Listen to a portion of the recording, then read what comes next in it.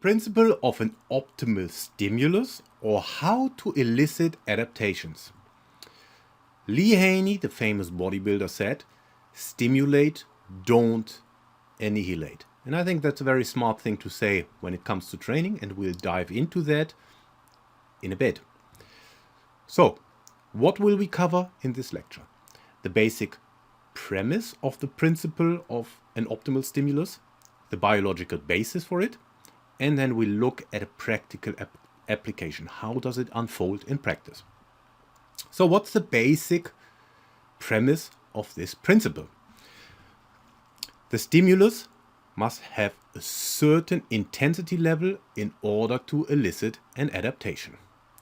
Remember, adaptation is the main law of training. We talked about the story of Prometheus, who stole the fire, and the eagle came to pick out the liver every evening, and overnight the wound healed and the cycle repeats, which is a good example of that the body has the ability to adapt. And we also said that the main law of training is adaptation. So everything we do should be geared towards eliciting an adaptation. So that is number one. And number two, the stimulus must be above a certain threshold. So what does that mean? What's that threshold? That brings us to the biological basis for this principle. Wilhelm Roex's concept of developmental mechanics had one concept that is called the graded response rule. I actually don't know whether that is the correct word. The German word is Reizstufenregel.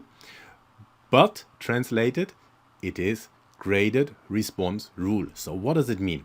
Well, this is a model. Again, I made that. So we have the stimulus on the y-axis, and then let's have a look. There is a certain threshold. And let's imagine we have a high stimulus, a moderate stimulus, a high stimulus, a moderate stimulus, a low stimulus, and then there can actually be a very low or below stimulus. If the stimulus is below the threshold, there will be no adaptation or de-adaptation. If the stimulus is low, there will be a maintained adaptation. If the stimulus is moderate to high, that invokes adaptations. But there's also something of a too high stimulus, where we have a negative adaptation or an impaired adaptation. And now you can think about Lee Haney again. Stimulate, don't annihilate. Oh, there we have it. Stimulate, don't annihilate, as Lee Haney said. So what is the practical application of this principle? Again, we have the graded response rule. And then, again, that is my interpretation of things. Up here, we might have the no pain, no gain zone. Then here we have the ideal training zone. Yeah, think about an optimal stimulus. And then we also have the pointless training zone. And that is something, sounds a bit hard, but you won't believe how many pointless trainings I've seen in my life. And I really believe if you understand that graded response rule and that you understand and take to heart that adaptation is the main thing that you want to get out of your training, then you won't do pointless training. Okay, let's get a bit more practical. Random examples here. But for example, if we look at Lee Haney, stimulate, don't annihilate, we can look at exertion or how not to annihilate. This is a graphic from my main course, the Strength Training Secrets. But basically it just shows different exertion levels at different intensities and different rep ranges. And we can see there's a light exertion going up all the way to a maximum exertion. And that can be expressed in, if we talk about strength training, a maximum exertion is a so-called strength training RPE that is slightly different from the normal, regular, traditional RPE.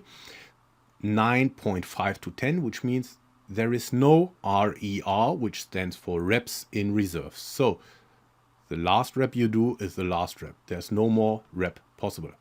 A near maximum exertion is an 8.5 to 9, which equates to 1 rep in reserve. Yeah. So for example, you do 3 reps and you could do a fourth. Yeah. That is an RPE of 9 with a rep in reserve of 1. And then we see hard exertion, 7.5 to 8 RPE and 2 reps in reserve. So the concept is different exertion levels across sets. And this is also from my main course, the strength training principles, an example that over the course of a training cycle, so here we have a 4-week cycle, 3 weeks of increasing exertion, and the 4th week is a deload week. So we can see here in the first week there is an RPE of 8, in the second week there's an RPE of 9 to 9.5, and in the last week there's an RPE of 10 before it goes down in the deload week to an RPE of 5. So stimulate, don't annihilate. Most people want to train with an RPE of 10, but that's not always possible and not always smart to do. So stimulate, don't annihilate. Annihilate. Example number 2, exercise selection, or what is the best exercise for fill in the blanks. How often have I received that question? How often have you probably heard that question? But I want to turn it around. Think adaptation first. And depending on the adaptation you're chasing, you have to find the right exercise. Yeah, adaptation is the main law of training. Again, this is from my course, Strength Training Secrets. Yeah, another shameless plug here. Anyway, so what I've done here is we look at the training goal on the left side.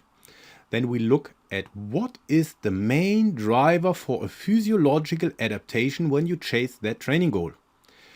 And then you have how to prioritize exercises based on that driver. Yeah, and then you can go here through the maximum strength, the power development, different efforts, and the hypertrophy. And then as a simple example, if you want to look at squat variations, this is how it could look. It's not written in stone. It could look like this. Yeah. So for maximum strength, it could be a full back squat. If you want to elicit functional hypertrophy, that could be a back squat with 1.5 reps to increase the time under tension. For the dynamic effort power training, that could be a back squat with bands accommodating resistance. For the ballistic effort, it could be a jump squat. And for the plyometric effort, maybe a counter movement jump or a squat jump. Yeah? So you can see here, depending on the adaptation you're chasing, you have to select, you can select different exercises.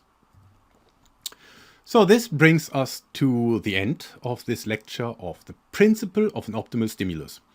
What did we talk about? We talked about the basic premise of this principle. Think about this threshold, and training has to be above a certain threshold.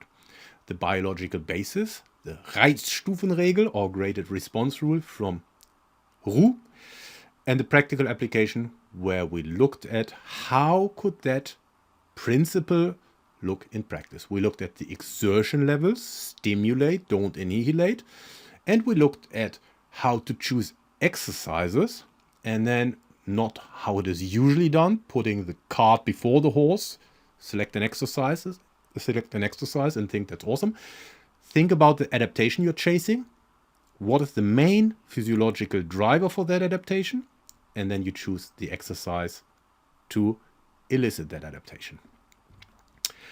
I see you in the next one when we talk about the principle of progressive overload, the most fundamental principle.